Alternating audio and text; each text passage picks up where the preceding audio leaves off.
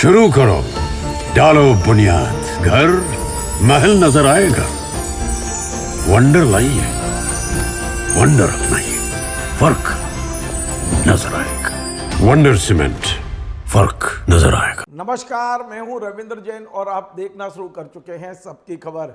आज हम बात करेंगे ईसा फाउंडेशन के सदगुरु वासुदेव जग्गी महाराज के बारे में। ऐसा लगता है कि उनका अब बुरा दौर शुरू हो गया है। जिस तरह कल हाई कोर्ट ने उन्हें आड़े हाथ लिया है, जिस तरह के निर्देश दिए हैं, जिस तरह की टिप्पणियां हाई कोर्ट ने की हैं, उसके बाद देश दुनिया में जग्गी वासुदेव महाराज की व्यक्तिगत छवि खराब हुई है, उनके आश्रम की छवि खराब हुई है और ईसा फाउंडेशन भी कहीं ना कहीं कटघरे में दिखाई दे रहा है। दरअसल मैं पूरी घटना तो बताऊंगा, लेकिन उसके पहले ये बता देता हूं कि जिस तरह कल हाई कोर्ट ने जो बच्चियां वहां आश्रम में रह रही हैं उन्हें लेकर टिप्पणी की है, तो एक नई जानकारी जो मुझे मेरे सूत्रों ने बताई है कि मध्य प्रदेश की 500 से 1000 बच्चियां ऐसी हैं जो सदगुरु वासुदेव जग्गी वासुदेव महाराज से इतनी प्रभावित हैं कि वे अब अपने माता पिता से काफ़ी दूर होती चली जा रही हैं। जैसे जैसे वे आश्रम से जुड़ती जा रही हैं, जैसे जैसे आश्रम के नज़दीक जा रही हैं, उनके प्रोजेक्ट से जुड़ रही हैं, वैसे वैसे ये बच्चियां अपने माता पिता से कहीं ना कहीं दूर होती जा रही हैं और ये मध्य प्रदेश के अनेक माता पिता के लिए चिंता का विषय है। सबसे बड़ी बात बताऊं कि ये जो बच्चियां हैं, जिन घर की बच्चियां हैं, ये कोई सामान्य घर नहीं है। कोई आईएएस है, कोई आईपीएस है, कोई इंडस्ट्रियलिस्ट है, कोई बिजनेसमैन है, इतने बड़े बड़े परिवारों की बच्चियां। और ये सब ज़्यादातर जो बच्चियां हैं वो पढ़ी लिखी हैं, ज़्यादातर जो बच्चियां हैं वो हाईटेक हैं, मतलब उनने पूरी दुनिया को देखा है और उसके बाद में जग्गी जी के आश्रम में वो जा रही हैं। कल पूरी जो खबर कल घटी है मैं वो पूरी की पूरी आपको बताने की कोशिश करता हूं। दरअसल पूरा मामला ये है कि कोयम्बटूर में जो तमिलनाडु एग्रीकल्चर यूनिवर्सिटी है, वहाँ के एक प्रोफेसर हैं एस कामराजन। ये जो प्रोफेसर एस कामराज हैं, उनकी 2 बेटियां हैं, गीता और लता। गीता उनकी बेटी ने यूएस से एमटेक किया हुआ है और 2008 तक वो 1 लाख की सैलरी पे जॉब कर रही थी। लेकिन जब वे ईसा फाउंडेशन से जुड़ी, जब वे सदगुरु के संपर्क में आई, तो उन्होंने धीरे धीरे उनकी क्लास लेना शुरू किया, आश्रम से जुड़ गई और धीरे धीरे उन्होंने नौकरी भी छोड़ दी, तमाम सारे घर परिवार छोड़ दिए, माता पिता से दूरी बना ली और यही काम उनकी छोटी बहन लता ने किया। ये दोनों बहनें अब माता पिता से संपर्क नहीं रखना चाहती, इन्होंने वहाँ संन्यास ले लिया है। ये तमाम सारी चीज़ों को देखते हुए जो इन दोनों बेटियों के जो माता पिता हैं, जिनका नाम एस कामराज बताया जा रहा है और उनकी पत्नी है, उन्होंने हाई कोर्ट में आवेदन लगाया और उनका ये कहना था, उन्होंने तमाम सारी आरोप लगाए। पहला आरोप था कि ये जो ईसा फाउंडेशन है, इस पर तमाम आपराधिक प्रकरण चल रहे हैं और सरकारें कुछ कार्रवाई नहीं कर रही हैं। दूसरा आरोप लगाया था कि उनकी दोनों बेटियों का ब्रेन वॉश किया गया है। तीसरा आरोप लगाया था उन्होंने कि उनकी बेटियों को ऐसी दवाएं दी गई हैं कि उनके सोचने और समझने की शक्ति खत्म हो गई है। उनका कहना था कि उनको उनकी बेटियों से अकेले में मिलवाया जाए, कोर्ट में अकेले में बयान कराए जाएं और बेटियों को वापस लाने की प्रक्रिया शुरू की जाए। इस मुद्दे पर कल मंगलवार को मद्रास हाई कोर्ट में सुनवाई हुई।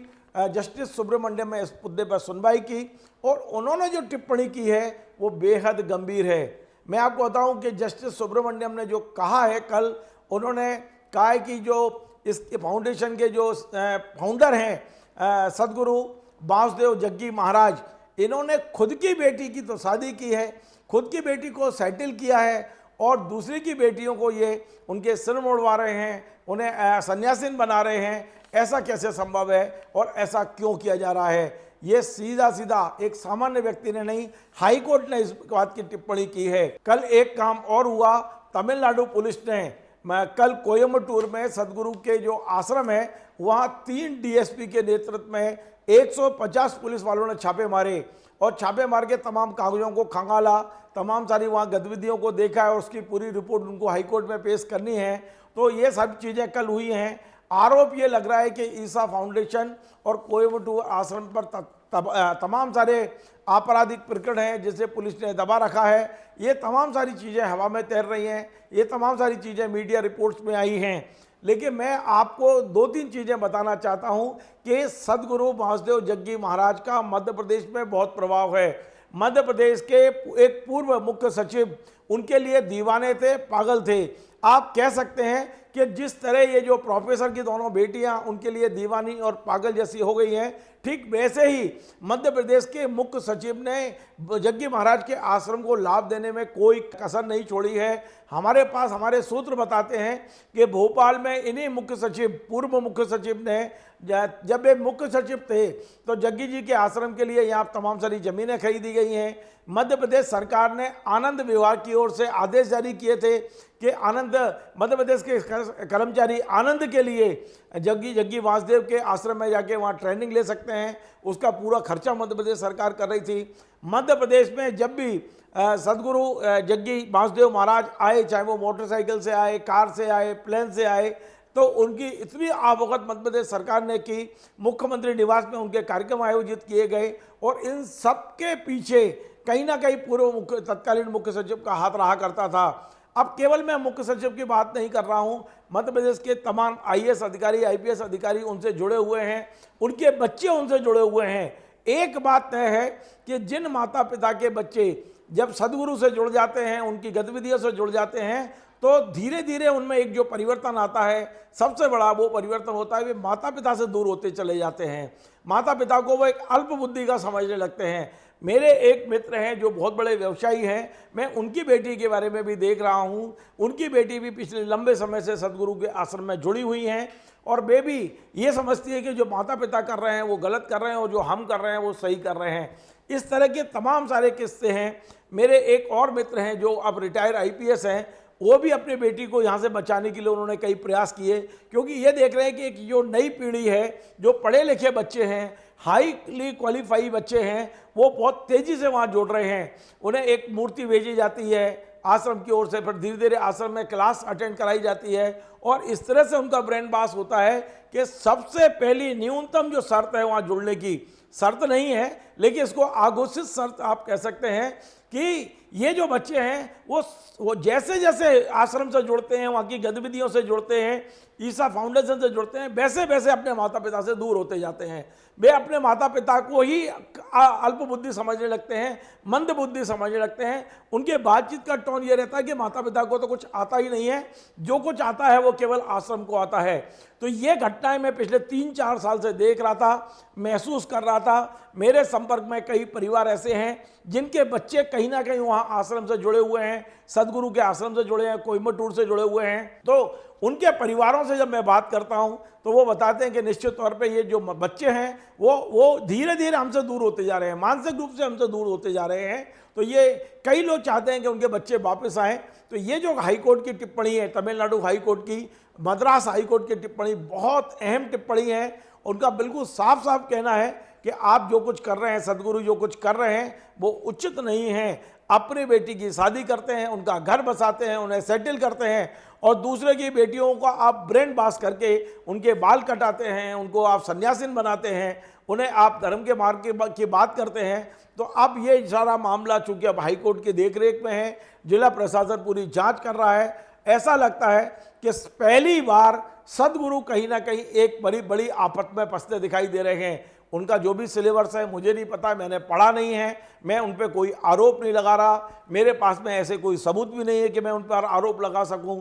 लेकिन जो एक जनश्रुति है, एक जो माहौल है जनता के बीच में, उन्हें लेकर माहौल यही है कि उनके टारगेट पर आईएएस आईपीएस के बच्चे रहते हैं, उनके टारगेट पर इंडस्ट्रियलिस्ट के बच्चे रहते हैं, जो फाइनेंशियली साउंड हैं उनके बच्चों का पूरा ब्रेन वॉश किया जा रहा है। जो बच्चे बहुत हाई पढ़े लिखे हैं उनका ब्रेन वॉश किया जा रहा है और ये बच्चे धीरे धीरे माता पिता से, परिवार से, अपने समाज से दूर होके और सीधे वहाँ जा रहे हैं। ऐसा लगता है कि वहाँ पहुँच के साक्षात भगवान शिव के स्वरूप को उनको प्राप्त होगा और उनका कल्याण होगा। इस तरह की बातें हो रही हैं। मैंने उनके सिलेबस को पढ़ा नहीं है, मैं ज़्यादा बोल नहीं सकता हूँ, लेकिन ऐसा लग रहा है कि सदगुरु अपने जीवन के सबसे बुरे दौर की ओर बढ़ रहे हैं। उनका सबसे बुरा दौर शुरू हो चुका है। उनके आश्रम पर कहीं ना कहीं सवालिया निशान लग गए हैं और ये पहली बार नहीं हुए, हमने साउथ में और भी कई घटनाएं देखी हैं। हमने पुणे में भी देखा था ओशो को आश्रम को। जब कोई एक व्यक्ति जब ऊंचाइयों पर पहुंचता है तो निश्चित तौर पे चाहे आसाराम बापू हो, राम रहीम हो, बहुत सारे ऐसे इस देश में उदाहरण हैं, जब वो ऊंचाई पर पहुंचते हैं तो कहीं ना कहीं इस तरह के जो दाग हैं उन पर लगने लगते हैं। मैं ना तो सदगुरु को कोई दोष दे रहा हूँ, ना उनकी आलोचना कर रहा हूँ, लेकिन इतना तय है कि उनका पाठ्यक्रम ऐसा तो है कि उनके आश्रम से जुड़ने वाले बच्चे और बच्चियां अपने परिवार से दूर हो रहे हैं। ऐसा क्या है जो आप अपने ही माता पिता से बच्चों से दूर करके और अपने आश्रम की ओर उन्हें जोड़ रहे हैं? इस पर जरूर विचार तो होना चाहिए एक बार।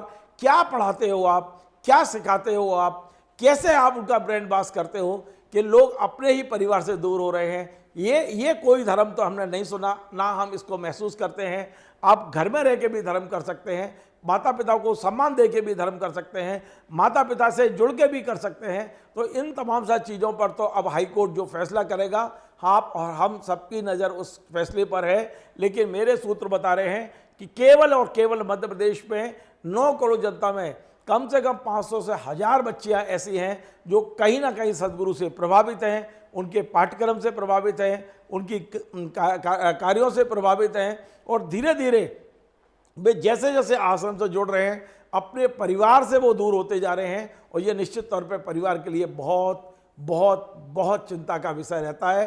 इन तमाम सारी चीज़ों की निश्चित तौर पे अब हाईकोर्ट जांच करेगा और हम सब उस हाईकोर्ट के जो निष्कर्ष होंगे उस पर हम सबकी नज़र होगी। आपको हमारा ये कार्यक्रम पसंद आए तो आप इसे शेयर करें, लाइक करें, कमेंट करें, और आपसे बार बार निवेदन हमारे इस चैनल को सब्सक्राइब अवश्य करें। धन्यवाद। शुरू करो, डालो बुनियाद, घर महल नजर आएगा। वंडर लाइए, वंडर अपनाइए, फर्क नजर आएगा। वंडर सीमेंट, फर्क नजर आएगा।